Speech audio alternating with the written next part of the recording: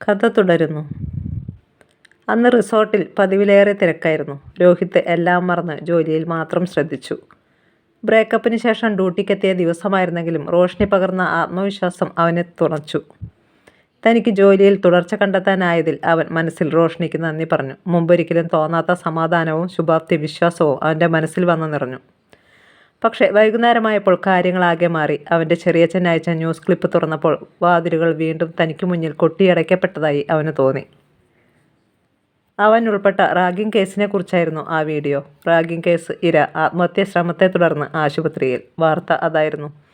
1 വർഷം മുമ്പ് നടന്ന റാഗിങ്ങിൻ്റെ വിശദാംശങ്ങൾ, ഇടയ്ക്ക് ആവർത്തിക്കുന്ന പ്രതികളുടെ ചിത്രങ്ങൾ. രോഹിത്തിൻ്റെ ചിത്രം ഒന്നാമതാണ്. കോളേജ് അഡ്മിഷൻ സമയത്തെ ക്ലീൻ ഷേവ് ചെയ്ത തൻ്റെ ചിത്രത്തിലേക്ക് നോക്കിയപ്പോൾ രോഹിത്തിനെ കുറച്ച് ആശ്വാസം തോന്നി. തന്നെ അത്ര പെട്ടെന്ന് തിരിച്ചറിയില്ല എന്നോർത്ത്. തിരക്കിട്ടെത്തിയ വിദേശ ടൂറിസ്റ്റ് ദമ്പതികൾ വിളിച്ചപ്പോൾ രോഹിത്തിന് പരിസരബോധം വന്നു.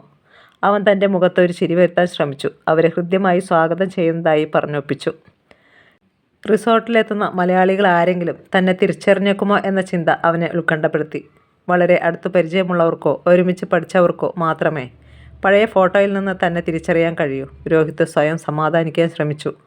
തൻ്റെ പേരിൻ്റെ പൂർണ്ണ രൂപമാണ് വാർത്തയിൽ. ഇവിടെ അതാർക്കും അറിയില്ല. മാത്രമല്ല, ഒരു മെഡിക്കൽ കോളേജ് ഡ്രോപ്പ് ഔട്ടിനെ ആരാണ് ഒരു റിസോർട്ടിലെ റിസപ്ഷൻ കൗണ്ടറിൽ പ്രതീക്ഷിക്കുക? അവൻ സ്വയം ധൈര്യപ്പെടുത്തി. പക്ഷേ ഒരിക്കൽ ക്രൂരമായ റാഗിംഗ് പീഡനത്തിനിരയായ നിമിത്തിൻ്റെ ഇപ്പോഴത്തെ ആത്മഹത്യ ശ്രമത്തെയും മാധ്യമങ്ങൾ ആ റാഗിങ്ങിൻ്റെ തന്നെ ആഫ്റ്റർ ഇഫക്റ്റ് എന്ന നിലയ്ക്കാണ് റിപ്പോർട്ട് ചെയ്യുന്നത്. അതുകൊണ്ട് നിമിത്തിന് അപകടനില മറികടക്കാനാവാതെ വന്നാൽ കേസ് കൂടുതൽ സങ്കീർണമാകും. പിന്നെ കേസ് ഏത് ദിശയിലേക്കാവും നീങ്ങുക എന്ന ചോദ്യം രോഹിത്തിനെ ഉത്കണ്ഠപ്പെടുത്തി. റാഗിംഗ് കേസിൽ പ്രതിയായ ശേഷം രോഹിത്തിൻ്റെ മനസ്സിൻ്റെ ഏതോ കോണിൽ എപ്പോഴും ഉണ്ടായിരുന്ന കുറ്റബോധം പെട്ടെന്ന് പ്രകടമാകാൻ തുടങ്ങുന്നതും അവന് താങ്ങാവുന്നതാവാത്ത വിധം അത് വളർച്ച പ്രാപിക്കുന്നതും രോഹിത്ത് നിസ്സഹായതയോടെ തിരിച്ചറിഞ്ഞു.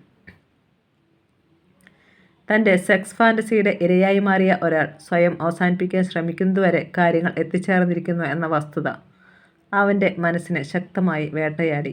കേസിലെ 1-ാം പ്രതി ഒഴികെയുള്ള ടെറർ ഗ്രൂപ്പ് പ്രതികൾ കേസിൽ നിന്ന് പിന്മാറാനായി ഇരയായ നിമിത്തിനെ നിരന്തരം ഭീഷണിപ്പെടുത്തുകയും നിമിത്തിന് എതിരെ തെറ്റായ വാർത്തകൾ പ്രചരിപ്പിക്കുകയും ചെയ്തതിനെ തുടർന്നാണ് നിമിത്ത് ഇപ്പോൾ ആത്മഹത്യാശ്രമം നടത്തിയതെന്ന് ബന്ധുക്കൾ ആരോപിക്കുന്നു. വാർത്തയുടെ ആ ഭാഗം രോഹിത്തിനെ കുറ്റപ്പെടുത്തുന്നില്ല. എങ്കിലും റേപ്പ് എന്ന് വിശേഷിപ്പിക്കാവുന്ന കൃത്യത്തിന് തുടക്കമിട്ടത് 1-ാം പ്രതിയാണെന്ന വാർത്തയിലെ പരാമർശം രോഹിത്തിനെ തട്ടിത്താഴെയിട്ടു.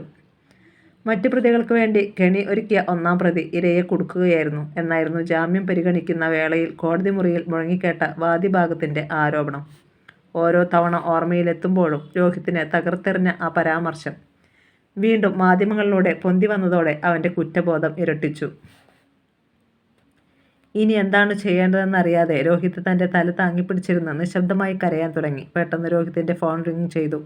അവൻ പതിയെ ഫോൺ എടുത്ത് നോക്കുമ്പോൾ റോഷ്നിയുടേതാണ്.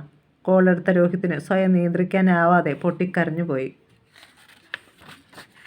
എന്തുണ്ടായി? റോഷ്നി ഞെട്ടലോടെ ചോദിച്ചു. എന്തിനാ നീ കരയുന്നത്? മറുപടി പറയാൻ രോഹിത് ശ്രമിച്ചെങ്കിലും അവന് വാക്കുകൾ പുറത്തേക്കെടുക്കാൻ കഴിഞ്ഞില്ല. കോൾ കട്ട് ചെയ്യാതെ തന്നെ അവൻ റോഷ്നിയുടെ വാട്സപ്പിലേക്ക് ആ വീഡിയോ ക്ലിപ്പ് അയച്ചു കൊടുത്തു. റോഷ്നി, വാട്സപ്പ് നോക്ക്, ഞാൻ പിന്നെ വിളിക്കാം, അവൻ പറഞ്ഞൊപ്പിച്ചു. പെട്ടെന്ന് താൻ ഒരു സ്കൂൾ കുട്ടിയായി മാറിയതുപോലെ അവന് തോന്നി. റോഷ്നി ആ ന്യൂസ് വീഡിയോ കണ്ട ശേഷം രോഹിത്തിനെ സമാധാനിപ്പിക്കാൻ വേണ്ടി തനിക്ക് കഴിയുന്നതൊക്കെ ചെയ്തു. വാട്സപ്പ് സന്ദേശങ്ങളിലൂടെ, ഫോൺ കോളുകളിലൂടെ അവൾ പുറത്തുവിട്ട ആശ്വാസവാക്കുകൾക്ക് ശക്തി പോരെന്ന് തോന്നിയതുകൊണ്ടാവാം അവൾ സന്ദേശിനെ കൊണ്ടുകൂടി രോഹിത്തിനെ വിളിപ്പിച്ചു. വളരെ അടുത്ത സുഹൃത്തിനോട് എന്ന പോലെയാണ് സന്ദേശ് അവനോട് സംസാരിച്ചത്. അതുകൊണ്ടാവാം സന്ദേശിൻ്റെ വാക്കുകൾ ഉയർന്ന നിലവാരം പുലർത്തുന്നതും ആഴമുള്ളതുമായി രോഹിത്തിന് അനുഭവപ്പെട്ടു. ആദ്യമായാണ് സന്ദേശ് ഫോണിലൂടെ തന്നോട് സംസാരിക്കുന്നതെന്ന കാര്യം രോഹിത് ഓർത്തു. പക്ഷേ അത്തരമൊരു അകൽച്ച സന്ദേശിൻ്റെ വാക്കുകളിൽ രോഹിത്തിനെ കണ്ടെത്താനായില്ല. രോഹിത് അപ്സെറ്റ് ആവേണ്ട ഒരു കാര്യവുമില്ല. ഈ പ്രശ്നത്തിൽ നമുക്ക് പലതും ചെയ്യാൻ കഴിയും. ധൈര്യമായിരിക്കൂ, സന്ദേശ് പറഞ്ഞു. രോഹിത്, ഒരു കാര്യം ചെയ്യ്, നാളെ തന്നെ ഇങ്ങോട്ട് വരൂ. റോഷ്നി അവനെ അവരുടെ വീട്ടിലേക്ക് ക്ഷണിച്ചു. പക്ഷേ ഉടനെ ലീവ് കിട്ടില്ല, നല്ല തിരക്കാണ്. മാത്രമല്ല, ഞാൻ ലീവ് കഴിഞ്ഞ് ജോയിൻ ചെയ്തതേയുള്ളൂ. തിരക്ക് കുറയുമ്പോൾ അങ്ങോട്ട് വരാൻ ശ്രമിക്കേ. എന്താണ് ചെയ്യേണ്ടതെന്ന് നമുക്ക് ആലോചിക്കാം, സന്ദേശ് പറഞ്ഞു. ആ ക്ഷണം രോഹിത്തിന് ആശ്വാസം പകരുന്നതായിരുന്നു. പിറ്റേ ദിവസം വീണ്ടും രോഹിത്തിന് നാട്ടിൽ നിന്നുള്ള ഫോൺ കോൾ വന്നു. നിമിത്തിനെക്കുറിച്ച് തിരക്കിയിരുന്നു. അപകടനില കഴിഞ്ഞെന്ന് ഡോക്ടർ പറഞ്ഞു. പക്ഷേ കാലിലും കയ്യിലും ഫ്രാക്ചറുണ്ട്. കുറേ ദിവസം കഴിഞ്ഞ് ഹോസ്പിറ്റൽ വിടാനാകും. ടെറർ ഗ്രൂപ്പിൻ്റെ ശല്യം സഹിക്കാതെയാണ് ആ പാവം ഈ കടും കൈ ചെയ്തത്. നിമിത്തിനെ നമുക്കൊന്ന് ഹോസ്പിറ്റലിൽ പോയി കണ്ടാലോ? 2 ദിവസം കഴിഞ്ഞ് രോഹിത്തിനെ വിളിച്ചപ്പോൾ സന്ദേശ് പെട്ടെന്ന് ചോദിച്ചു. പക്ഷേ അതെങ്ങനെ ശരിയാവും? അവൻ്റെ ജീവിതം തകർത്ത പ്രതിയല്ലേ ഞാൻ? രോഹിത് സംശയം പ്രകടിപ്പിച്ചു. അതവിടെ നിൽക്കട്ടെ, അവനെ കാണാൻ നീ ഒരുക്കമാണോ? ആണെങ്കിൽ ബാക്കി കാര്യങ്ങൾ എനിക്ക് വിട്ടേക്ക്, ആത്മവിശ്വാസത്തോടെ സന്ദേശ് പറഞ്ഞു. അവനെ ഫേസ് ചെയ്യാൻ എനിക്ക് ബുദ്ധിമുട്ടൊന്നുമില്ല, രോഹിത് പറഞ്ഞു. എങ്കിൽ പോകാൻ ഒരുങ്ങിക്കോളൂ. അതെങ്ങനെ സാധ്യമാകുമെന്ന രോഹിത്തിൻ്റെ ചോദ്യത്തിന് റോഷ്നിയാണ് മറുപടി പറഞ്ഞത്. സന്ദേശ് നേരത്തെ വർക്ക് ചെയ്തിരുന്ന പത്രത്തിൻ്റെ ഒരു റിപ്പോർട്ടറുടെ അടുത്ത ബന്ധുവാണ് നിമിത്ത്. സംഭവം പറഞ്ഞ ദിവസം തന്നെ സന്ദേശ് ഇങ്ങനെയൊരു സാധ്യതയെക്കുറിച്ച് എന്നോട് പറഞ്ഞിരുന്നു. എല്ലാം ശരിയാകുമെന്ന് ഉറപ്പായിട്ട് നിന്നോട് സംസാരിച്ചാൽ മതിയെന്ന് പറഞ്ഞത് ഞാനാ. നിമിത്തിന് ഞാൻ ചെല്ലുന്നതിൽ പ്രശ്നമില്ലെന്ന് പറഞ്ഞോ? രോഹിത് വിശ്വാസം വരാത്തതുപോലെ ചോദിച്ചു. അല്ലാതെ വെറുതെ പറയുമോ? ഇന്നലെയാണ് അവനെ റൂമിലേക്ക് കൊണ്ടുവന്നത്. അപ്പോൾ തന്നെ സംസാരിച്ചു, റോഷ്നി പറഞ്ഞു. പക്ഷെ അവൻ്റെ ബന്ധുക്കൾ? രോഹിത് ചോദിച്ചു. അവൻ്റെ അമ്മ എതിർപ്പൊന്നും പറഞ്ഞില്ല. ഇപ്പോഴവനെ ശല്യം ചെയ്യുന്നവരുടെ കൂട്ടത്തിൽ നീ ഇല്ലാത്തതുകൊണ്ടാണ് അവർ സമ്മതിച്ചത്. പിന്നെ മറ്റൊന്നുകൂടി അവർ പറഞ്ഞു. ഈ കേസ് മുന്നോട്ട് കൊണ്ടുപോയി ഒരു തെറ്റും ചെയ്യാത്ത നിമിത്തിൻ്റെ ഭാവി കൂടി കുഴപ്പത്തിലാക്കാൻ അവർ ആഗ്രഹിക്കുന്നില്ലെന്ന്. രോഹിത്തിനെ സംബന്ധിച്ചിടത്തോളം പ്രത്യാശ നൽകുന്ന കാര്യങ്ങളാണ് സന്ദേശവും റോഷ്നിയും പങ്കുവച്ചത്. എങ്കിലും കരയണോ ചിരിക്കണോ എന്നറിയാതെ ഒരുതരം പ്രത്യേക മാനസികാവസ്ഥയിൽ തുടരാനേ രോഹിത്തിന് കഴിഞ്ഞുള്ളൂ.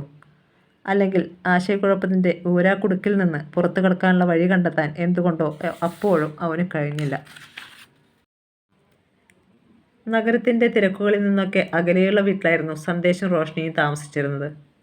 റോഷ്നി വഴി പറഞ്ഞു കൊടുത്തിരുന്നു. സന്ദേശ് ഷെയർ ചെയ്ത മാപ്പ് കൂടിയായപ്പോൾ രോഹിത് കൃത്യമായി വീടിന് മുന്നിൽ തന്നെ എത്തി.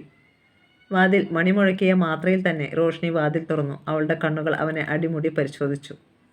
നീ അന്ന് കണ്ട പോലെ തന്നെ, പക്ഷേ നീട്ടി വളർത്തിയ മുടിയും താടിയും ഒരു റിസപ്ഷനിസ്റ്റിന് തീരെ യോജിക്കില്ല. ആണെന്ന് ഞാൻ പറഞ്ഞില്ലല്ലോ, ചിരിക്കാൻ ശ്രമിച്ചുകൊണ്ട് രോഹിത് പറഞ്ഞു. നീ എന്തിനാ ഇത്ര കഷ്ടപ്പെട്ട് ചിരിക്കുന്നേ? അവൾ ചോദിച്ചു. അതൊക്കെ പോട്ടെ, സന്ദേശ് എവിടെ? അപ്പോൾ സന്ദേശിനെ കാണാനാണോ വന്നത്? എന്നാലേ 1-2 മണിക്കൂർ കാത്തിരിക്കേണ്ടി വരും, കുസൃതി ചിരിയോടെ അവൾ പറഞ്ഞു. അതുവരെ നമ്മൾ 2 പേർ മാത്രം. അവർ സോഫയിലേക്കിരുന്നു. അവൻ ഓർമ്മകളിലേക്ക് മടങ്ങി. റോഷ്നി അവനെ കണ്ണെടുക്കാതെ നോക്കിയിരുന്നു. കുറച്ചു കഴിഞ്ഞപ്പോൾ അവനരികിലേക്ക് നീങ്ങിയിരുന്ന റോഷ്നി പെട്ടെന്ന് അവനെ ചുംബിക്കാൻ ശ്രമിച്ചു. മൊത്തം ഡസ്റ്റാ, ബൈക്കോടിച്ച് വന്നതല്ലേ, ഓർമ്മകളിൽ നിന്നുണർന്ന രോഹിത് പറഞ്ഞു. അത് ഞാനങ്ങ് സഹിച്ചു, അവനെ ചുംബിച്ചുകൊണ്ടവൾ പറഞ്ഞു. ആ ചുംബനത്തിനുള്ള മറുപടി പോലെ അവളെ ചെറുതായൊന്ന് ചുംബിച്ച ശേഷം അവൻ തൻ്റെ സമ്മർദ്ദ ചിന്തകളിലേക്ക് കടന്നു. റോഷ്നി അത് തിരിച്ചറിഞ്ഞു. ഞാൻ അന്നവിടെ വന്നപ്പോൾ കണ്ട രോഹിത്തിനെയാണ് ഞാൻ ഇവിടെയും പ്രതീക്ഷിച്ചത്, അവൾ ചെറുചിരിയോടെ പറഞ്ഞു. എനിക്കും അതാണിഷ്ടം, പക്ഷേ കഴിയുന്നില്ല. ഞാൻ അത്രയ്ക്ക് ഡിസ്റ്റർബ്ഡ് ആണ്, സോറി. നിന്റെ റാഗിങ് കേസ് ഇപ്പോൾ പോസിറ്റീവായ വഴിത്തിരിവിലാണ്. നിമിത്ത് മിക്കവാറും കേസിൽ നിന്ന് പിന്മാറും. പിന്നെന്താണ് പ്രശ്നം? അവൾ ചോദിച്ചു. ശരിയാ, പ്രതീക്ഷയ്ക്ക് വകയുണ്ട്. പക്ഷേ ഞാൻ ഉറങ്ങിയിട്ട് 1-2 ദിവസമായി. മുമ്പെങ്ങും തോന്നാത്ത വിധമുള്ള കുറ്റബോധം. പക്ഷേ എന്തിന്? അവൾ ചോദിച്ചു. സത്യത്തിൽ എന്താ ഇപ്പോഴത്തെ നിന്റെ പ്രശ്നം? നിമിത്തിൻ്റെ ആത്മഹത്യ ശ്രമമാണോ, അതോ പ്രീതിയുടെ വേർപാടോ? അവൻ്റെ മുടിയിഴകളിൽ വിരലോടിച്ചുകൊണ്ട് റോഷ്നി ചോദിച്ചു. ഒരു പക്ഷേ അത് രണ്ടുമാകാം. എൻ്റെ മനസ്സിൽ എന്താണെന്ന് എനിക്ക് തന്നെ അറിയില്ല. സ്വയം ചതിക്കുന്നത് പോലെ. എല്ലാം അപര്യാപ്തവും ശൂന്യവുമായി തോന്നുന്നു. നീ എന്തൊക്കെയാ പറയുന്നത്? ഇങ്ങനെയൊക്കെ തോന്നാൻ എന്താണുണ്ടായത്? ഇപ്പോഴല്ല, പണ്ടേ ഇത്തരം ചിന്തകൾ എന്നെ വേട്ടയാടാറുണ്ട്, അവൻ പറഞ്ഞു. നീ എന്താണ് പറഞ്ഞു വരുന്നത്? പെട്ടെന്ന് ഡോർബെൽ മുഴങ്ങി. സന്ദേശ് വന്നതാവും. നന്നായി, നിനക്ക് പറ്റിയത് സന്ദേശാണ്. ഇതൊക്കെ നീ സന്ദേശിനോട് ഡിസ്കസ് ചെയ്യേ, വാതിലിനടുത്തേക്ക് നടന്നുകൊണ്ട് റോഷ്നി പറഞ്ഞു. ഇങ്ങനെ അവാർഡ് സിനിമ ഡയലോഗ് പോലെ പറഞ്ഞാൽ എനിക്കൊന്നും പിടികിട്ടില്ല. സന്ദേശ് പതിവിലേറെ ഉല്ലാസവാനായി ചിരിച്ചുകൊണ്ട് കടന്നു വന്നു. ഹായ് രോഹിത്, നീ എപ്പോഴെത്തി? രോഹിത്തിന് കൈ കൊടുത്തുകൊണ്ട് സന്ദേശ് ചോദിച്ചു. ഷാർപ്പ് 11-ന്, രോഹിത് ചിരിച്ചുകൊണ്ട് പറഞ്ഞു. ദേമേ, ഇവൾ നിന്നെ കത്തിവെച്ച് കൊന്നിട്ടുണ്ടാവുമല്ലോ, സന്ദേശ് തമാശ പറഞ്ഞു. തിരിച്ചാ സംഭവിച്ചത്. അവൻ എന്നെ കൊല്ലാകൊല ചെയ്തു. ഒരുമാതിരി എങ്ങും തൊടാതെ എന്തൊക്കെയോ പറഞ്ഞ്. അതിൻ്റെ ക്ലൈമാക്സിലാ സന്ദേശിൻ്റെ എൻട്രി, റോഷ്നി ചിരിച്ചുകൊണ്ട് പറഞ്ഞു. ആണോ? എന്നാൽ അത് കേട്ടിട്ട് തന്നെ ബാക്കി കാര്യം, സന്ദേശ് പറഞ്ഞു. നോ, ആദ്യം ഭക്ഷണം, പിന്നെ ഡിസ്കഷൻ, റോഷ്നി പറഞ്ഞു. ഇത്ര നേരത്തെ ഭക്ഷണം റെഡിയാണോ? എപ്പോഴേ? ഒരു സെക്കൻഡ്, ഞാനിപ്പോൾ വന്നേക്കാം, വാഷ്റൂമിലേക്ക് നടന്നുകൊണ്ട് സന്ദേശ് പറഞ്ഞു. ഉച്ചഭക്ഷണത്തിനിടെ സന്ദേശ് രസകരമായ പലതും പറഞ്ഞുകൊണ്ടിരുന്നു. ഭക്ഷണശേഷം റോഷ്നി വളരെ വിദഗ്ധമായി രോഹിത്തിൻ്റെ പ്രശ്നത്തിലേക്ക് സന്ദേശിൻ്റെ ശ്രദ്ധ തിരിച്ചു. നോക്ക് സന്ദേശ്, ഞാൻ എത്ര പറഞ്ഞിട്ടും ഇവനിപ്പോഴും ആ പ്രശ്നങ്ങളെക്കുറിച്ചുള്ള സെൻറ്റിമെൻസിലാണ്, റോഷ്നി പറഞ്ഞു. പക്ഷേ ഇനി ആ പ്രശ്നത്തിൽ ഉത്കണ്ഠപ്പെടാനൊന്നുമില്ലല്ലോ. എല്ലാം നമ്മൾ വിചാരിച്ച പോലെ തന്നെ മുന്നോട്ട് പോകും, സന്ദേശ് പറഞ്ഞു. ഞാൻ എത്ര വട്ടം പറഞ്ഞതാ, പക്ഷേ ഇവൻ്റെ തലയിൽ കയറണ്ടേ, റോഷ്നി പറഞ്ഞു. വരുന്ന അക്കാദമിക് ഇയറിൽ തന്നെ MBBS പഠനം തുടരാനാവുമെന്ന് ഞാൻ ഉറപ്പ് തരുന്നു, പോരെ, സന്ദേശ് ആത്മവിശ്വാസത്തോടെ ചോദിച്ചു. അതിലൊന്നും എനിക്ക് സംശയമില്ല, രോഹിത് തല താഴ്ത്തി പറഞ്ഞു. പിന്നെ എന്താണ് പ്രശ്നം, സന്ദേശ് ചോദിച്ചു. ആൾ വല്ലാത്ത കുറ്റബോധത്തിലാ, തല താഴ്ത്തിയിരിക്കുന്നത് കണ്ടില്ലേ, റോഷ്നി ഇടപെട്ടു. റാഗിങ് ഇര കേസ് പിൻവലിച്ച് മാപ്പ് തരുമെന്നുറപ്പാണ്, പിന്നെ കുറ്റബോധം എന്തിന്, സന്ദേശ് ചോദിച്ചു. എന്താ, നിനക്ക് എന്താണ് സംഭവിച്ചത്, ഇത്രയൊക്കെ അപ്സെറ്റ് ആവാൻ, പറയ്, എന്തായാലും തുറന്ന് പറയ്, റോഷ്നി നിർബന്ധിച്ചു. സന്ദേശും രോഹിത്തിൻ്റെ മറുപടിക്കായി കാത്തിരുന്നു. എൻ്റെ ഫാൻറ്റസികൾ എന്നും ബൈസെക്ഷൽ സ്വഭാവമുള്ളതായിരുന്നു. അതിൽ ആണും പെണ്ണും കടന്നു വന്നിരുന്നു. പക്ഷേ ബോധപൂർവം ഒരു ഫാൻറ്റസി നടപ്പാക്കാൻ ശ്രമിച്ചത് നിമിത്തിൻ്റെ കാര്യത്തിലാണ്. പക്ഷേ അത് റേപ്പായി പോലും വിശേഷിപ്പിക്കപ്പെട്ടു. ആ സംഭവത്തിന് ശേഷം ഹെറ്ററോസെക്ഷൽ താല്പര്യങ്ങളിൽ മാത്രം ഫോക്കസ് ചെയ്യാൻ ഞാൻ മാക്സിമം ശ്രമിച്ചു. പക്ഷേ എപ്പോഴും എനിക്കത് കഴിഞ്ഞില്ല. സ്വയം സെക്സിൽ ഏർപ്പെടുമ്പോൾ പോലും അത് കുറ്റബോധം സൃഷ്ടിച്ചു. നേരത്തെ ഈ നഗരത്തിലേക്ക് വന്ന ആദ്യ നാളുകളിൽ പോലും ഇടയ്ക്ക് സ്വവർഗ പ്രണയത്തിലേക്ക് നീങ്ങി. പരസ്പര സമ്മതത്തോടെ ആയിരുന്നിട്ട് കൂടി പിന്നീട് അതോർത്ത് കുറ്റബോധം തോന്നി. കേസുമായി ബന്ധപ്പെട്ട അനിശ്ചിതത്വം കൊണ്ടുള്ള സമ്മർദ്ദവും കുറ്റബോധം സൃഷ്ടിച്ച ആശയക്കുഴപ്പവും പ്രീതി വന്നതോടുകൂടെ മാറിത്തുടങ്ങി. പക്ഷേ സെക്ഷൽ ഓറിയൻറ്റേഷനെക്കുറിച്ചുള്ള എൻ്റെ ആശങ്കകൾ തന്നെ ഓർക്കാപ്പുറത്ത് അവൾ എനിക്ക് നേരെ പ്രയോഗിച്ചപ്പോൾ പഴയ സമ്മർദ്ദങ്ങൾ സങ്കീർണതയോടെ തിരിച്ചു വന്നു. പക്ഷേ അതിനെയും നീ അതിജീവിച്ചതാണല്ലോ, ദിവസങ്ങൾക്ക് മുമ്പ്, റോഷ്നി പെട്ടെന്ന് ഇടപെട്ടു. രോഹിത് വല്ലാതെ ഉൾവലിയുന്നതായും ഒരു കൈ കൊണ്ട് അവൻ്റെ മുഖം മറച്ചു പിടിക്കുന്നതായും തോന്നിച്ചു. വാക്കുകൾക്കായി അവൻ വല്ലാതെ ബുദ്ധിമുട്ടി. ശരിയാണ്, പക്ഷേ അതിനിടെ പെട്ടെന്ന് എന്താണ് സംഭവിച്ചത്, റോഷ്നി തിടുക്കം കൂട്ടി. കുറച്ച് ദിവസം മുൻപ് വന്ന ലവേഴ്സ് എന്നെ വീണ്ടും തട്ടി താഴെയിട്ടു. എഴുതി തയ്യാറാക്കിയ കുറിപ്പ് വായിക്കും പോലെ രോഹിത് തുടർന്നു. ഓൺലൈനിലൂടെ ബുക്ക് ചെയ്ത റൂമിൻ്റെ താക്കോൽ വാങ്ങാനെത്തുമ്പോൾ അവർ ഏതോ ലഹരി മരുന്നിൻ്റെ പിടിയിലായിരുന്നു. എങ്കിലും സ്വന്തം പെരുമാറ്റം കുറ്റമറ്റതാക്കാൻ അവർ ശ്രമിച്ചു. ആ യുവാവ് എന്നെ ശ്രദ്ധാപൂർവ്വം നിരീക്ഷിക്കുന്നതും അസാധാരണ താല്പര്യത്തോടെ എന്നോട് സംസാരിക്കാൻ ശ്രമിക്കുന്നതും ഞാൻ പെട്ടെന്ന് തിരിച്ചറിഞ്ഞു.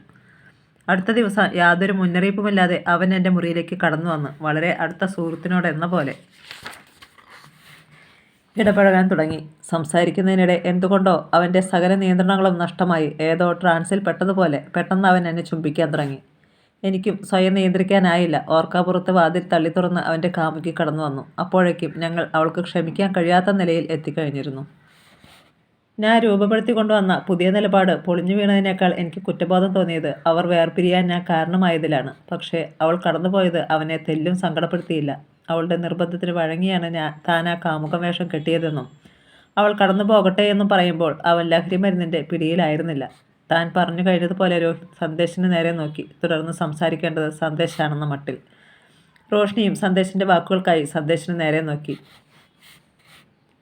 ഞാൻ റോഷ്നിയിലേക്ക് എത്തിച്ചേർന്നതും കുറ്റബോധം ഒഴിവാക്കാൻ വേണ്ടിയായിരുന്നു, സന്ദേശ് മനസ്സ് തുറന്നു. കുറ്റബോധത്തോടെ ഹോമോസെക്ഷൽ ബന്ധങ്ങൾ മുന്നോട്ട് കൊണ്ടുപോകുന്നതിലും നല്ലത് അത് ഒഴിവാക്കുന്നതാണെന്ന വിശ്വാസം നേരത്തെ എന്നിൽ രൂപപ്പെട്ടിരുന്നു. ചില പുസ്തകങ്ങളിലൂടെ കടന്നുപോയപ്പോൾ അത് സാധ്യമാണെന്ന് ഞാൻ തിരിച്ചറിഞ്ഞു. കുറച്ചൊന്ന് മുന്നോട്ട് ചെരിഞ്ഞ് ശ്രദ്ധാപൂർവം താൻ പറയുന്നത് കേട്ടിരിക്കുന്ന രോഹിത്തിനെ ഒന്ന് നോക്കിയ ശേഷം സന്ദേശ് തുടർന്നു. വാസ്തവത്തിൽ വിശപ്പും ദാഹവും ഒക്കെ പോലെ തന്നെയാണ് സെക്സും. വിശപ്പടക്കാൻ വെജോ നോൺ വെജോ കഴിക്കാം, വേണമെങ്കിൽ ഒന്നും കഴിക്കാതെയും പിടിച്ചു നിൽക്കാം, കഴിയുന്നതുവരെ. ദാഹിക്കുമ്പോൾ ചായയോ കോഫിയോ വെള്ളമോ തിരഞ്ഞെടുക്കാം. അതുപോലെ സെക്സിൻ്റെ കാര്യത്തിലും ഒരു തിരഞ്ഞെടുപ്പ് സാധ്യമാണ്. ഏതോ സാധാരണ കാര്യം പറയും പോലെ സന്ദേശ് പറഞ്ഞു. സത്യത്തിൽ ലിബിഡനൽ എനർജി നമ്മുടെ താല്പര്യമനുസരിച്ചുള്ള സെക്സിലേക്കാണ് നമ്മുടെ ശ്രദ്ധ തിരിക്കുക. നമ്മൾ വിചാരിച്ചാൽ പുതിയ താല്പര്യങ്ങളിലേക്ക് നമ്മുടെ ഫോക്കസ് മാറ്റാനും കഴിയും. സെക്ഷൽ എനർജി മാത്രമാണ് നമ്മിലുള്ളത്. അത് നമ്മൾ എങ്ങനെ ഉപയോഗിക്കുന്നു എന്നുള്ളത് നമ്മുടെ തിരഞ്ഞെടുപ്പിൻ്റെ പ്രശ്നം തന്നെയാണ്. ലൈംഗിക അവയവങ്ങളല്ല, തലച്ചോറാണ് ലൈംഗികതയുമായി ബന്ധപ്പെട്ട എല്ലാം തീരുമാനിക്കുന്നത്. നമ്മുടെ ലൈംഗിക പെരുമാറ്റങ്ങളെ തിരഞ്ഞെടുക്കാനും നിയന്ത്രിക്കാനും മനസ്സിന് കഴിയുന്നത് അതുകൊണ്ടാണ്. യാതൊരു കുറ്റബോധവുമില്ലാതെ ബൈസെക്ഷാലിറ്റി അനായാസം മുന്നോട്ട് കൊണ്ടുപോകുന്ന അനേകം പേരുണ്ട്. പക്ഷേ അവരിൽ തന്നെയും പല ഘട്ടങ്ങളിലും താല്പര്യങ്ങൾ മാറി വരാറുണ്ട് എന്നതാണ് സത്യം. ചില ഘട്ടങ്ങളിൽ അവർ പെൺ പങ്കാളിയെ തേടുന്നു. ചില ഘട്ടങ്ങളിൽ പെൺ പങ്കാളിയെ മാത്രമാണ് അവർക്ക് തിരഞ്ഞെടുക്കാനാവുക. തീർച്ചയായും ഇതിന് പിന്നിൽ ഹോർമോൺ വ്യതിയാനങ്ങളുടെ സ്വാധീനമുണ്ടാകാം. പക്ഷേ അത്തരം ഘട്ടങ്ങളിൽ പോലും താല്പര്യങ്ങളിൽ ബോധപൂർവ്വം മാറ്റങ്ങൾ വരുത്താനാവും. താൻ പറയുന്ന കാര്യങ്ങൾ കേട്ടിരുന്നവർക്ക് മനസ്സിലാകുന്നുണ്ടോ എന്ന സംശയത്തോടെ ഒന്ന് നോക്കിയ ശേഷം സന്ദേശ് തുടർന്നു. രോഹിതിൻ്റെ കാര്യത്തിൽ സെക്ഷൽ ഫാൻറ്റസികളാണ് പ്രശ്നം സൃഷ്ടിച്ചതെന്ന് പറഞ്ഞില്ലേ, സന്ദേശ് ചോദിച്ചു. അതെ, എൻ്റെ ഫാൻറ്റസികളിൽ ആണുങ്ങളാണ് കൂടുതൽ കടന്നു വരാറുള്ളത്, രോഹിത് പറഞ്ഞു. സെക്ഷൽ ഫാൻറ്റസികളിൽ കടന്നുവരുന്ന പുരുഷ ഇമേജുകളെ മാറ്റി പെൺ ഇമേജുകൾ പകരം വയ്ക്കാനാവും. ആ സൈക്കോളജിക്കൽ ടെക്നിക്ക് വിശദമാക്കുന്ന ഒരു ആർട്ടിക്കിൾ ഞാൻ രോഹിത്തിന് വാട്സപ്പ് ചെയ്യാം. രോഹിത് അതൊന്ന് ട്രൈ ചെയ്ത് നോക്ക്, സന്ദേശ് പറഞ്ഞു. താൻ പറഞ്ഞു കഴിഞ്ഞെന്ന പോലെ സന്ദേശ് തൻ്റെ വാച്ചിലേക്ക് നോക്കി. പിന്നെ പെട്ടെന്ന് എന്തോ ഓർത്തതുപോലെ എണീറ്റു. നിങ്ങൾ സംസാരിച്ചിരിക്കെ, എനിക്ക് ഓഫീസിൽ എത്തേണ്ട നേരമായി. ഒരു പ്രധാന ജോലി പകുതിയാക്കിയിട്ടാണ് ഞാൻ വന്നത്. ക്ഷമാവണ സ്വരത്തിൽ അങ്ങനെ പറഞ്ഞ ശേഷം സന്ദേശ് പുറത്തേക്ക് ഇറങ്ങാൻ തയ്യാറെടുത്തു. പിന്നീടൊരിക്കൽ വിശദമായി സംസാരിക്കാം, സംശയങ്ങളുണ്ടെങ്കിൽ. ഇറങ്ങാൻ നേരം രോഹിത്തിൻ്റെ ചുമലിൽ തട്ടിക്കൊണ്ട് സന്ദേശ് പറഞ്ഞു. രാത്രി വൈകി രോഹിത് തൻ്റെ മുറിയിൽ മടങ്ങിയെത്തി വിശ്രമിക്കാൻ തുടങ്ങുമ്പോൾ സന്ദേശിൻ്റെ വാട്സപ്പ് മെസ്സേജ് വന്നു. ഏകലൈംഗികത ഒഴിവാക്കാനുള്ള വഴികളെക്കുറിച്ചുള്ള ആർട്ടിക്കിളിൻ്റെ PDF കോപ്പിയായിരുന്നു അത്. രോഹിത് വളരെ താല്പര്യത്തോടെ അത് വായിക്കാൻ തുടങ്ങി. ബോൾഡ് ലെറ്റേഴ്സിലുള്ള പ്രധാന ആശയങ്ങളിലൂടെ കടന്നുപോയപ്പോൾ അവൻ്റെ താല്പര്യം വർദ്ധിച്ചു. അടിസ്ഥാനപരമായി തന്നെ ഹോമോസെക്ഷൽ ആയവർ അതിൽ നിന്ന് മാറാൻ ആഗ്രഹിക്കാറില്ല. ആഗ്രഹിച്ചാൽ തന്നെ അത്ര പെട്ടെന്ന് അതിനവർക്ക് കഴിയുകയുമില്ല. ഹോമോസെക്ഷാലിറ്റിയെ മിക്ക രാജ്യങ്ങളും സ്വാഭാവികമായി ഒന്നായി സ്ഥിരീകരിച്ചു കഴിഞ്ഞു. പുതിയ സാഹചര്യങ്ങളിൽ അവർക്ക് അങ്ങനെയൊരു മാറ്റത്തെക്കുറിച്ച് ചിന്തിക്കേണ്ട കാര്യവുമില്ല. ഹോമോസെക്ഷാലിറ്റിയെക്കുറിച്ച് നിലനിന്ന് പോന്ന പഴയ മിഥ്യാധാരണകൾ ആധുനിക മനഃശാസ്ത്രവും പരിഷ്കൃത സമൂഹവും തള്ളിക്കളയുകയും ചെയ്തു. ഏകലൈംഗികതയുമായി ബന്ധപ്പെട്ട നിയമങ്ങളും പല രാജ്യങ്ങളും എടുത്തുകളഞ്ഞു. പക്ഷേ അപ്പോഴും പലരും സ്വന്തം പെരുമാറ്റത്തിൽ നിന്ന് ഹോമോസെക്ഷൽ താല്പര്യങ്ങളെ നീക്കം ചെയ്യാൻ ആഗ്രഹിക്കുന്നു. ഇതിനവരെ പ്രേരിപ്പിക്കുന്ന പ്രധാന സംഗതി കുറ്റബോധമാണ്. ദുർബല നിമിഷങ്ങളിൽ സ്വവർഗരതിയിൽ ഏർപ്പെട്ടു പോയതിൻ്റെ കുറ്റബോധം സഹിക്കാനാവാതെ ആത്മഹത്യയ്ക്ക് ശ്രമിച്ചവരെ പോലും കണ്ടെത്താൻ എളുപ്പമാണ്. വായന അവിടെ എത്തിയപ്പോൾ രോഹിത് തൻ്റെ സ്വന്തം അവസ്ഥയെക്കുറിച്ച് ഓർത്തു. റോഷ്നിയോടും സന്ദേശിനോടും വളരെ തുറന്ന് സംസാരിച്ചപ്പോഴും താൻ പറയാതെ വച്ച ഒരു കാര്യമുണ്ട്. അത് തൻ്റെ മനസ്സിൽ ഏതോ കോണിൽ എന്നും ഉണ്ടായിരുന്ന ആത്മഹത്യാ പ്രവണതയെക്കുറിച്ചുള്ളതാണ്. സ്കൂൾ കുട്ടിയായിരുന്നപ്പോൾ സ്വവർഗരതി ആരോപിച്ച് മറ്റൊരു ആൺകുട്ടിക്കൊപ്പം പിടിക്കപ്പെട്ടപ്പോഴാണ് ആദ്യമായി താൻ ആത്മഹത്യാ ചിന്തയാൽ തട്ടിയെടുക്കപ്പെട്ടത്. അന്ന് റോഷ്നി തൻ്റെ ട്യൂഷൻ ടീച്ചറായിരുന്നു. താൻ പിടിക്കപ്പെട്ടതറിഞ്ഞ പ്രായത്തിൽ കവിഞ്ഞ പക്വതയോടെ റോഷ്നി പറഞ്ഞ കാര്യങ്ങൾ ഇപ്പോഴും തൻ്റെ കാതുകളിൽ മുഴങ്ങുന്നു. ഈ പ്രായത്തിൽ മിക്കവർക്കും തോന്നാവുന്ന കാര്യമാണിത്, ഒരു ഫാൻറ്റസി പോലെ. പക്ഷേ നീ അത് യാഥാർത്ഥ്യമാക്കാൻ ശ്രമിച്ചു. കഷ്ടകാലത്തിന് അത് പിടിക്കപ്പെടുകയും ചെയ്തു. ഇക്കാര്യം പറഞ്ഞുള്ള കൂട്ടുകാരുടെ കളിയാക്കലുകൾ കേട്ട് നിന്റെ തല താണുപോകരുത്. ഭൂരിപക്ഷം പേരും അതീവ രഹസ്യമായി സങ്കല്പിക്കുകയോ പരീക്ഷിക്കുകയോ ചെയ്യുന്ന കാര്യം തന്നെയാണിത്. നിനക്കത് രഹസ്യമാക്കി വയ്ക്കാനായില്ല എന്നേയുള്ളൂ. സമാന്തരമായി എതിർലിംഗത്തിൽപ്പെട്ടവരുള്ള താല്പര്യവും തന്നിൽ വളർച്ച പ്രാപിക്കാൻ തുടങ്ങിയെന്ന തിരിച്ചറിവിലേക്ക് തന്നെ തട്ടി ഉണർത്തിയതും റോഷ്നി തന്നെയായിരുന്നു. പക്ഷേ അതും തന്നെ കടുത്ത കുറ്റബോധത്തിൽ കൊണ്ടെത്തിച്ചു. ടീച്ചറുമായി അരുതാത്തത് ചെയ്തെന്ന ചിന്തയാൽ കടുത്ത കുറ്റബോധം ചുമന്നുകൊണ്ട് നടന്നു. അപ്പോഴും റോഷ്നി തന്നെ പ്രതിരോധ ചിന്തകൾ മുന്നോട്ട് വച്ചു. നീ എന്നെ പെണ്ണായി മാത്രം കാണാൻ ശ്രമിക്കേ. പ്രായപൂർത്തിയായ ആണിനും പെണ്ണിനുമിടയിൽ സംഭവിക്കുന്ന സാധാരണ കാര്യമാണ് നമ്മൾ ചെയ്തതെന്ന് ചിന്തിക്കേ. പക്ഷേ എത്ര ശ്രമിച്ചിട്ടും അന്ന് റോഷ്നിയുടെ വാക്കുകൾ അതേപടി ഉൾക്കൊള്ളാൻ തനിക്ക് കഴിഞ്ഞില്ല. എങ്കിലും കൂട്ടുകാരനുമായി പിടിക്കപ്പെട്ടപ്പോൾ താണുപോയ ശിരസ് ഉയർത്തിപ്പിടിക്കാൻ അത് തന്നെ സഹായിച്ചു. ഇപ്പോൾ വീണ്ടും പെൺപ്രണയത്തിലൂടെ ശിരസുയർത്തിപ്പിടിക്കാൻ ശ്രമിച്ചപ്പോൾ തുണയായതും റോഷ്നി തന്നെയാണെന്ന് തെല്ല് വിസ്മയത്തോടെ അവൻ ഓർത്തു. ഓർമ്മകളിൽ നിന്ന് പിൻവാങ്ങി വീണ്ടും സന്ദേശം അയച്ച ആർട്ടിക്കിളിലൂടെ അവൻ കടന്നുപോയി. ബോധപൂർവമുള്ള സെക്ഷൽ ഫാൻറ്റസികളുടെ ഒരു തരം സെൽഫ് ഹിപ്നോസിസിലൂടെ ഹോമോസെക്ഷാലിറ്റിയിൽ നിന്ന് ഹെറ്ററോസെക്ഷാലിറ്റിയിലേക്ക് അനായാസം ചൂടുമാറ്റാനാവുമെന്ന് ഉദാഹരണങ്ങളൂടെ വ്യക്തമാക്കുന്ന ഭാഗം ഏറെ ശ്രദ്ധേയമായി അവന് തോന്നി. സെക്ഷൽ ഫാൻറ്റസികളുടെ ക്ലൈമാക്സിന് തൊട്ടുമുമ്പ് പുരുഷ ഇമേജുകൾക്ക് പകരം സ്ത്രീ ഇമേജുകൾ മനസ്സിലേക്ക് കൊണ്ടുവരാൻ ശ്രമിക്കുക. സ്വയം സെക്സിൽ ഏർപ്പെടുമ്പോൾ മനസ്സിലേക്ക് കടന്നുവരുന്ന ഇമേജുകളിലും ഇതേപോലെ മാറ്റം വരുത്താൻ ശ്രമിക്കുക. ഇങ്ങനെ പലതവണ മാറ്റം വരുത്തി കഴിയുമ്പോൾ പതിയെ പതിയെ ഹെറ്ററോസെക്ഷൽ ഫാൻറ്റസികളിലേക്കും ഒടുവിൽ അതിലൂടെ ഹെറ്ററോസെക്ഷൽ ജീവിതത്തിലേക്കും കടക്കാനാവും എന്ന ആശയമാണ് ആ സൈക്കോളജിക്കൽ ടെക്നിക്കിൻ്റെ അടിസ്ഥാന തത്വം. ആ ആർട്ടിക്കിൾ അടിവരയിട്ട് പറയുന്നു ഹോമോസെക്ഷാലിറ്റി എന്നത് ഒരു രോഗമല്ല, അതൊരു സെക്ഷൽ ഓറിയൻറ്റേഷൻ മാത്രമാണ്. അതേസമയം സ്വന്തം സെക്ഷൽ ഓറിയൻറ്റേഷൻ മാറ്റണമെന്ന് ആഗ്രഹിക്കുന്ന ഒരാൾക്ക് അത് മാറ്റാനാവും. അയാളുടെ ഹോമോസെക്ഷാലിറ്റി എന്നത് ഒരു സെക്ഷൽ പ്രിഫറൻസ് ആണെങ്കിൽ സ്വന്തം ലൈംഗിക ജീവിതത്തിൽ എന്തും തിരഞ്ഞെടുക്കാനുള്ള അവകാശവും അവസരവും എല്ലാവർക്കുമുണ്ട്. ആ തിരഞ്ഞെടുപ്പ് മറ്റുള്ളവരുടെ സ്വാതന്ത്ര്യത്തിലേക്ക് അതിക്രമിച്ച് കടക്കാതിരിക്കുന്നതുവരെ. വായന അവിടെ എത്തിയപ്പോൾ രോഹിത് തൻ്റെ പ്രശ്നത്തിലേക്ക് മടങ്ങി വന്നു. നിമിത്തിൻ്റെ സ്വാതന്ത്ര്യത്തിലേക്ക് ഇടിച്ചു കയറുന്ന പെരുമാറ്റം തൻ്റെ ഭാഗത്തു നിന്നുണ്ടായതാണ് എല്ലാ പ്രശ്നങ്ങൾക്കും തുടക്കമിട്ടത്. വാസ്തവത്തിൽ റാഗിങ്ങിൻ്റെ മറവിൽ നടത്തപ്പെട്ട ലൈംഗിക അതിക്രമമോ റേപ്പോ ആയി തൻ്റെ പെരുമാറ്റം വിലയിരുത്തപ്പെട്ടതും അതുകൊണ്ടാണ്. വേറൊരു സാഹചര്യത്തിൽ തൻ്റെ അതേ താല്പര്യങ്ങളുള്ള ഒരാളുടെ സമ്മതത്തോടെയാണ് അത് നടന്നതെങ്കിൽ തൻ്റെ കഥ വേറൊന്നായി മാറുമായിരുന്നു. ഒരു സാധാരണ ബൈസെക്ഷൽ എന്ന പോലെ താൻ പഠനം തുടരുകയും പ്രൊഫഷനും ജീവിതവും മുന്നോട്ട് കൊണ്ടുപോവുകയും ചെയ്യുമായിരുന്നു. സത്യത്തിൽ അന്ന് നിമിത്തിനെ സമീപിക്കുമ്പോൾ അവൻ കാര്യമായ എതിർപ്പോ ചെറുത്തുനിൽപ്പോ നടത്താതിരുന്നത് പകുതി സമ്മതമായതുകൊണ്ടല്ല, മറിച്ച് ഭയം കൊണ്ടോ സീനിയർ വിദ്യാർത്ഥിയോടുള്ള വിധേയത്വം കൊണ്ടോ ആയിരിക്കാമെന്ന ചിന്തയും അവൻ്റെ മനസ്സിലേക്ക് കടന്നു വന്നു. ടെറർ ഗ്രൂപ്പിൻ്റെ ഓർക്കാപ്പുറത്തുള്ള എൻട്രി അതിനെ എല്ലാ അർത്ഥത്തിലും ഒരു റേപ്പാക്കി മാറ്റുകയും ചെയ്തു. വാസ്തവത്തിൽ ടെറർ ഗ്രൂപ്പും താനും തമ്മിൽ അടിസ്ഥാനപരമായി വലിയ വ്യത്യാസമൊന്നുമില്ലെന്നും അവന് തോന്നി. താൻ സൗമ്യമായി കാട്ടിയ അതിക്രമം അവർ അക്രമോത്സുകതയോടെ റേപ്പിൻ്റെ നിലവാരത്തിലേക്ക് എത്തിച്ചു. രോഹിത് വീണ്ടും മനഃശാസ്ത്ര സങ്കേതത്തെക്കുറിച്ചുള്ള ആ വായന തുടർന്നു. സമൂഹത്തിൽ നിന്നുള്ള എതിർപ്പോ അവഗണനയോ ഭയന്നാണ് പലരും ഹോമോസെക്ഷാലിറ്റി ഒഴിവാക്കാനുള്ള വഴി തേടുക. അങ്ങനെ മറ്റുള്ളവരുടെ നിർബന്ധത്തിന് വഴങ്ങി പരിഹാരം തേടി വരുന്നവർക്കുണ്ടാകുന്ന മാറ്റം താൽക്കാലികമാകാനാണ് കൂടുതൽ സാധ്യത.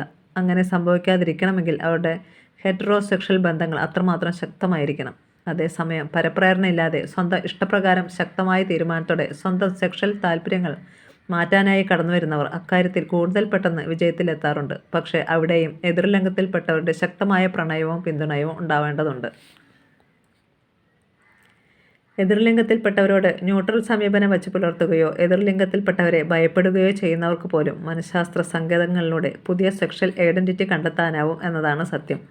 പക്ഷേ അത്തരം കേസുകളിൽ കൂടുതൽ ശ്രദ്ധയും പരിശ്രമവും വേണ്ടിവരും. അതായത് അത്തരം കേസുകളിൽ സൈക്കോതെറാപ്പിസ്റ്റിൻ്റെ നിർദ്ദേശങ്ങൾ അനുസരിച്ച് എതിർലിംഗത്തിൽപ്പെട്ടവരോട് അടുത്തിടപെടാൻ മുൻകൂട്ടിയുള്ള ആസൂത്രണത്തോടെ പരിശീലിക്കേണ്ടതുണ്ട്.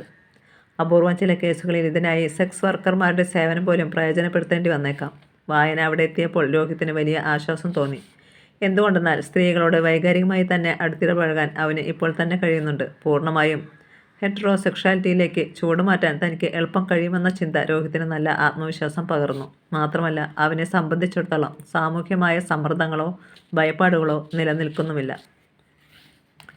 കുറ്റബോധം ഒഴിവാക്കാനും ജീവിതത്തിൻ്റെ മുഖ്യധാരയിലേക്ക് പ്രവേശിക്കാനുമാണ് രോഹിത് ആഗ്രഹിച്ചത്. കുറ്റബോധത്തോടെ ഒരു മുഖം മൂടി ധരിച്ച് രഹസ്യമായി തൻ്റെ സെക്ഷൽ ഫാൻറ്റസികളെ യാഥാർത്ഥ്യമാക്കി രസിക്കാൻ അവന് ഇഷ്ടപ്പെട്ടില്ല. ചിലർ ചെയ്യാറുള്ളത് പോലെ സ്വന്തം ബൈസെക്ഷാലിറ്റി വെളിപ്പെടുത്തിക്കൊണ്ട് ആത്മവിശ്വാസത്തോടെ പരസ്യമായി മുന്നോട്ട് പോകാനും അവന് ഇഷ്ടപ്പെട്ടില്ല. വായനയിലൂടെ ലഭിച്ച മനഃശാസ്ത്ര സങ്കേതങ്ങൾ പ്രയോജനപ്പെടുത്തി ഹെറ്ററോസെക്ഷൽ ഫാൻറ്റസികളിലൂടെ സാധാരണ ജീവിതത്തിലേക്ക് ശക്തമായി ചുവടുറപ്പിക്കാൻ അവൻ തീരുമാനിച്ചു. ചില മാസങ്ങൾ കടന്നുപോയപ്പോൾ പോസിറ്റീവായ ഒരുപാട് കാര്യങ്ങൾ രോഹിതിൻ്റെ ജീവിതത്തിൽ സംഭവിച്ചു. ഏതോ സ്വപ്നം പോലെ മാഞ്ഞുപോയെന്ന് കരുതിയ ഒരുപാട് തിളക്കങ്ങൾ അവൻ്റെ ജീവിതത്തിലേക്ക് തിരിച്ചു വന്നു. അതിലേറ്റവും പ്രധാനം പുതിയ അധ്യയന വർഷത്തിൽ അവൻ പഠിച്ചിരുന്ന മെഡിക്കൽ കോളേജിൽ തന്നെ അവന് പഠനം തുടരാനായി എന്നതാണ്. അതേ തീവ്രതയോടെ അവനെ ആഹ്ലാദിപ്പിച്ച മറ്റൊന്ന് തിരിച്ചു കിട്ടിയ പ്രണയമാണ്. ഒരിക്കൽ പ്രണയാഭ്യർത്ഥനയുമായി മുന്നോട്ട് വരികയും റാഗിങ്ങിനെ തുടർന്ന് തന്നെ ഒഴിവാക്കുകയും ചെയ്ത ഷഹാന ക്ഷമാപണത്തോടെ വീണ്ടും പ്രണയത്തിൻ്റെ കരം നീട്ടുകയായിരുന്നു. എന്നാൽ ഏറ്റവും വിസ്മയിപ്പിച്ച, ഒരിക്കലും മറക്കാനാവാത്ത സന്തോഷം കൊണ്ടുവന്നത് നിമിത് തന്നെയാണെന്ന് രോഹിത് വിശ്വസിച്ചു. തന്നോട് നിരുപാധികം ക്ഷമിക്കുകയും അനുകൂല മൊഴിയുടെ റാഗിംഗ് കേസ് മരവിപ്പിക്കുകയും ചെയ്ത നിമിത്തിൻ്റെ നിലപാടാണ് തനിക്ക് രണ്ടാം ജന്മം തന്നതെന്ന് രോഹിത് തിരിച്ചറിഞ്ഞു. എല്ലാറ്റിനും വഴിയൊരുക്കി തൻ്റെ ജീവിതത്തിൽ വലിയ വഴിത്തിരിവ് കൊണ്ടുവന്ന റോഷ്നിയുടെയും സന്ദേശിൻ്റെയും ഇടപെടലുകളെ രോഹിത് തൻ്റെ ഹൃദയത്തിൽ അടയാളപ്പെടുത്തി. വീണ്ടും നീണ്ട ഇടവേളയ്ക്ക് ശേഷം ആക്ടിവേറ്റ് ചെയ്ത രോഹിതിൻ്റെ ഫേസ്ബുക്ക് അക്കൗണ്ടിൽ പ്രത്യക്ഷപ്പെട്ട അവൻ്റെ ആദ്യ പോസ്റ്റ് പെട്ടെന്ന് ശ്രദ്ധിക്കപ്പെട്ടു. അതിപ്രകാരമാണ്: ഹായ് ഫ്രണ്ട്സ്, ഞാൻ വീണ്ടും തിരിച്ചെത്തി. സത്യത്തിൽ ഒന്നും എനിക്ക് വിശ്വസിക്കാനാവുന്നില്ല. എല്ലാം ഒരു സ്വപ്നം പോലെ തോന്നുന്നു. ഒരു നിമിഷം കൊണ്ട് എല്ലാം തല്ലിക്കെടുത്തിയത് ഞാൻ തന്നെയായിരുന്നു. പക്ഷേ മടങ്ങി വരാനായി എനിക്ക് മാത്രമായി ഒന്നും ചെയ്യാനായില്ല. ആത്മഹത്യയുടെ വക്കോളമെത്തിയ നിമിഷങ്ങളിൽ ധൈര്യം പകർന്ന എൻ്റെ ബെസ്റ്റ് ഫ്രണ്ട്സായ റോഷ്നിയും സന്ദേശവുമാണ് എല്ലാം സാധ്യമാക്കിയത്. മാധ്യമപ്രവർത്തകൻ കൂടിയായ സന്ദേശ് തന്നെ എല്ലാത്തിനും മുൻകൈയെടുത്തു. ഞാൻ സ്വയം തകർന്നടിയാൻ തുടങ്ങിയ ഒരു ഘട്ടത്തിലാണ് പുതിയ അധ്യയന വർഷത്തിൽ തന്നെ എൻ്റെ തുടർ പഠനം സാധ്യമാക്കാമെന്ന് സന്ദേശ് എനിക്ക് വാക്കു തന്നത്. അത് സന്ദേശ് കൃത്യമായി നടപ്പാക്കുകയും ചെയ്തു. പക്ഷേ അതിനേക്കാൾ ഞാൻ സന്ദേശിനോട് കടപ്പെട്ടിരിക്കുന്നത് എന്നെ സ്വയം കണ്ടെത്താൻ സഹായിച്ചതിൻ്റെ, എനിക്ക് വൈകാരിക പിന്തുണ തന്നതിൻ്റെ പേരിലാണ്. സങ്കീർണമായ ആശയക്കുഴപ്പമായി എന്നെ തകർത്തെറിയുമായിരുന്ന പ്രശ്നത്തിലാണ് സന്ദേശ് വളരെ പ്രായോഗികമായ ഉത്തരം തന്നത്. ബൈസെക്ഷാലിറ്റിയും ഹോമോസെക്ഷാലിറ്റിയും ആസ്വദിക്കുകയും കുറ്റബോധമില്ലാതെ പരസ്യമായി അത് മുന്നോട്ട് കൊണ്ടുപോകാൻ കഴിയുകയും ചെയ്യുന്ന അനേകം പേരുണ്ട്. അത് വളരെ രഹസ്യമായി വച്ചുകൊണ്ട് സാധാരണ ജീവിതം മുന്നോട്ട് കൊണ്ടുപോകുന്നവരുമുണ്ട്. അവരെയൊക്കെ സംബന്ധിച്ചിടത്തോളം അത് നോർമലായ ഒരു ലൈംഗിക പെരുമാറ്റം മാത്രമാണ്, അല്ലെങ്കിൽ ഒഴിവാക്കപ്പെടാനാകാത്ത അനിവാര്യത. പക്ഷേ കൗമാരത്തിലെ സ്വാഭാവിക ജിജ്ഞാസയുടെ ഭാഗമായ സാഹസികത നിറഞ്ഞ ഒരു എടുത്തുചാട്ടമായി കാണാനാവുന്ന സ്കൂൾ കാല അനുഭവം പോലും കുറ്റബോധത്തോടെയല്ലാതെ എനിക്ക് ഓർത്തെടുക്കാനാവുന്നില്ല. അതേസമയം തന്നെ ആ ആദ്യാനുഭവം ഉണർത്തിവിട്ട ഹർഷത്തിൻ്റെ അലകൾ വർഷങ്ങൾക്കിപ്പുറവും ചിലപ്പോഴെന്നിൽ ഉന്മാദം സൃഷ്ടിച്ചു. ചിലപ്പോൾ അതെൻ്റെ ഫാൻറ്റസികളായി പുതുരൂപമെടുത്തു. അപൂർവം ചിലപ്പോൾ ഫാൻറ്റസികളെ യാഥാർത്ഥ്യമാക്കാൻ അതെന്നെ പ്രേരിപ്പിച്ചു. നിമിത്തിലൂടെയും ഞാൻ എൻ്റെ ഫാൻറ്റസി യാഥാർത്ഥ്യമാക്കാൻ ശ്രമിക്കുകയായിരുന്നു. അതെന്നെ റാഗിംഗ് പ്രതിയാക്കി. റേപ്പിസ്റ്റും ക്രിമിനലും ഗൂഢാലോചനക്കാരനും മറ്റുമായി ഞാൻ ചിത്രീകരിക്കപ്പെട്ടു. വാസ്തവത്തിൽ റാഗിംഗ് ഇരയായി മാറിയ നിമിത്ത് അനുഭവിച്ചതിനു സമാനമായ മാനസിക പിരിമുറുക്കമാണ് റാഗിംഗ് പ്രതിയായ ഞാനും അനുഭവിച്ചത്. നിമിത്ത് ആത്മഹത്യയ്ക്ക് ശ്രമിച്ചെന്ന വാർത്ത കേട്ടപ്പോൾ അക്ഷരാർത്ഥത്തിൽ തന്നെ കുറ്റബോധം എന്നെ തകർത്തെറിഞ്ഞു. അതിൽ നിന്ന് കരകയറാനാവാതെ ഉഴറുമ്പോഴാണ് റോഷ്നിയും സന്ദേശവും സഹായത്തിൻ്റെ കരം നീട്ടിയത്.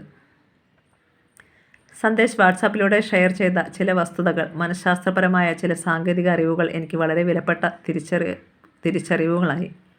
അതിന് സമാന്തരമായി നിമിത്ത് എനിക്ക് മാപ്പ് തരാൻ തയ്യാറായി എന്ന വാർത്ത കൂടി എന്നെ തേടിയെത്തിയപ്പോൾ എന്നെ ചൂഴ്ന്നു നിന്ന എല്ലാ പ്രശ്നങ്ങളും എനിക്ക് കുടഞ്ഞെറിയാനായി.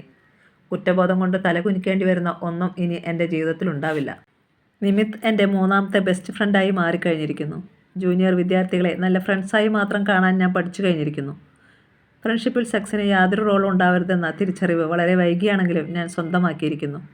ഇത് വായിക്കുന്ന ചിലരെങ്കിലും സംശയിച്ചേക്കാം, ഇത്ര പെട്ടെന്നൊരു മാറ്റം സാധ്യമാണോ എന്ന്. അവരോട് പറയട്ടെ, ഏതെങ്കിലും സാഹചര്യത്തിൽ ഒരു കുറ്റകൃത്യം ചെയ്തു കഴിഞ്ഞാൽ ഏറ്റവും പ്രിയപ്പെട്ടവർ പോലും തിരസ്കരിക്കും, വെറുക്കും.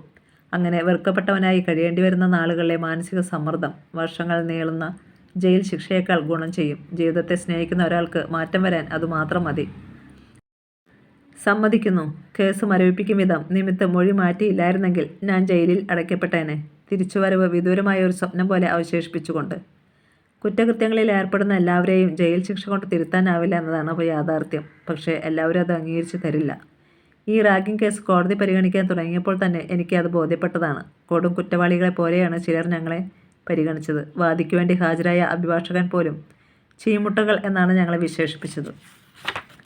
ശരിയാണ്, ചീമുട്ടയ്ക്ക് മുട്ടയുടെ സ്വാഭാവികാവസ്ഥയിലേക്ക് തിരിച്ചു പോകാൻ കഴിയില്ല. പക്ഷേ ഒരിക്കൽ ഒരു കുറ്റകൃത്യം ചെയ്തയാളെ ജീവിതാവസാനം വരെ കുറ്റവാളിയായി കാണുന്നതിനെ ചീമുട്ട സിദ്ധാന്തത്തിലൂടെ ന്യായീകരിക്കാനാവില്ല. ചിലർ കുറ്റകൃത്യങ്ങൾ ആവർത്തിക്കുന്നുണ്ടാവാം, പക്ഷേ എല്ലാവരുടെയും കാര്യം അങ്ങനെയല്ല.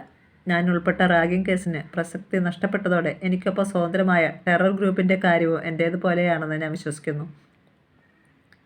സ്വയം ടെറർ ഗ്രൂപ്പ് എന്ന് വിശേഷിപ്പിച്ച് ക്യാമ്പസ് ശ്രദ്ധ പിടിച്ചെടുത്ത അവർ ഈ സംഭവത്തോടെ ആ ടാഗ് ലൈൻ ഉപേക്ഷിച്ചത് തന്നെ അവരും മാറ്റം ആഗ്രഹിക്കുന്നു എന്നതിൻ്റെ തെളിവാണ്.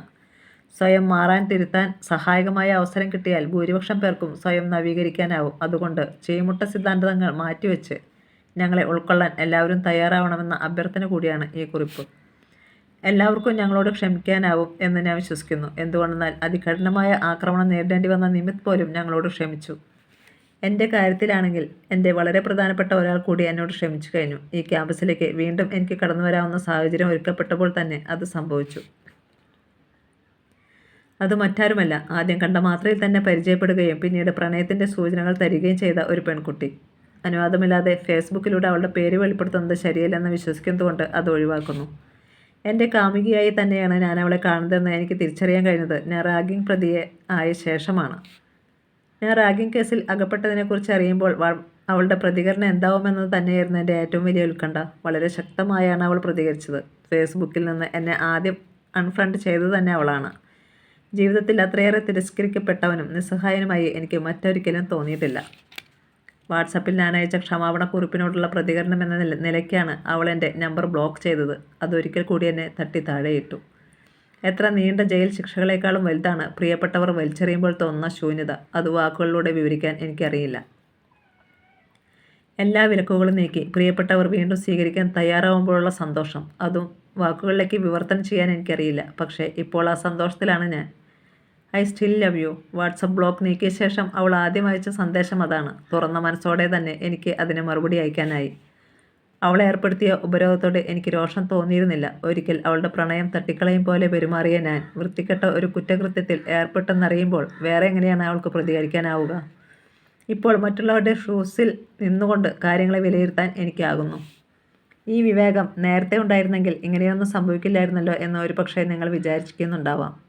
ഞാനും അതിനെക്കുറിച്ച് ആലോചിച്ചു പലതവണ. അപ്പോഴാണ് എനിക്ക് മനസ്സിലാകുന്നത്, ആ നശിച്ച സംഭവം നടക്കുന്നതുവരെ ഞാൻ ഒരുപാട് തെറ്റിദ്ധാരണകളുടെ മിഥ്യാസങ്കല്പങ്ങളുടെ പിടിയിലായിരുന്നു. ഞാനെന്ന ഭാവം കാരണം, അല്ലെങ്കിൽ ആത്മകേന്ദ്രീകൃത താല്പര്യങ്ങളുടെ മാത്രം പിന്നാലെ ആയിരുന്നതുകൊണ്ട് എൻ്റെ ഫാൻറ്റസികൾ നടപ്പാക്കുക മാത്രമായിരുന്നു എൻ്റെ ലക്ഷ്യം. അവൾ പ്രണയത്തിൻ്റെ കരം എനിക്ക് നേരെ ആദ്യം നീട്ടിയപ്പോൾ പകുതി മനസ്സോടെയാണ് ഞാൻ പ്രതികരിച്ചത്. അവളുടെ പ്രണയം ഞാൻ തട്ടിക്കളയുകയോ അവഗണിക്കുകയോ ചെയ്യുകയായിരുന്നു എന്ന് പോലും അവൾക്ക് തോന്നിയിട്ടുണ്ടെങ്കിൽ അവളെ കുറ്റപ്പെടുത്താനാവില്ല. ഒരു മനുഷ്യജീവിയുടെ വൈകാരിക പിന്തുണ പോലുമില്ലാതെ തന്നെ എത്ര കാലം വേണമെങ്കിലും ഹർഷത്തോടെ മുന്നോട്ട് പോകാനാവുമെന്ന മട്ടിലായിരുന്നു അക്കാലത്ത് എൻ്റെ പെരുമാറ്റം. എന്നെ മുന്നോട്ട് കൊണ്ടുപോയിരുന്ന ചിന്തകളും അതേ സ്വഭാവം ഉള്ളവയായിരുന്നു. പക്ഷേ നമ്മുടെയൊക്കെ ജീവിതത്തിൽ പൊതുവിൽ കരുതിപ്പോകുന്നതിനേക്കാൾ പ്രാധാന്യം മറ്റുള്ളവർക്കുണ്ടെന്ന തിരിച്ചറിവിലാണ് ഇപ്പോൾ ഞാനുള്ളത്. വളരെ പ്രിയപ്പെട്ടവരുടെയെങ്കിലും വൈകാരിക പിന്തുണ പ്രതിസന്ധി ഘട്ടങ്ങളിൽ നമുക്ക് ആവശ്യമാണ്. വൈകാരിക പിന്തുണ ഇല്ലാതെ മുന്നോട്ട് പോകാൻ കഴിയാത്ത ഒരുപാട് സന്ദർഭങ്ങളുണ്ട്. ഏറ്റവും കുറഞ്ഞത് എൻ്റെ കാര്യത്തിലെങ്കിലും അത് ശരിയാണ്. ശരിക്കും ഒറ്റപ്പെട്ട ഒരു കുറ്റവാളിയെപ്പോലെ ജീവിതം മുന്നോട്ട് കൊണ്ടുപോകേണ്ടി വന്ന ദിവസങ്ങൾ എനിക്ക് തന്ന ഏറ്റവും വലിയ തിരിച്ചറിവാണത്. ഞാൻ കടന്നു വന്ന പ്രതിസന്ധികളെക്കുറിച്ചൊക്കെ ആവശ്യത്തിലേറെ ഞാൻ പറഞ്ഞു കഴിഞ്ഞെന്ന് തോന്നുന്നു. ഹോസ്റ്റലിലെ പുതിയ ബ്ലോക്കിലെ എൻ്റെ മുറിയിലിരുന്നു കൊണ്ടാണ് ഞാനിത് എഴുതുന്നത്. കൂടുതൽ എന്തെങ്കിലും പങ്കിടാനുണ്ടോ എന്ന് ചിന്തിച്ചുകൊണ്ട് ജനാലയിലൂടെ പുറത്തേക്ക് നോക്കുമ്പോൾ കണ്ടത് ഒരു മഴയുടെ കടന്നുവരവാണ്. അത് കഠിനമായ വേനൽ ചൂടിലേക്ക് പതിക്കാൻ തുടങ്ങുന്ന ആദ്യ മഴ. ഒരിക്കൽ കൂടി എല്ലാവർക്കും നന്ദി എന്ന് സ്വന്തം രോഹിത്. ഈ കഥ ഇവിടെ പൂർണ്ണമാവുന്നു.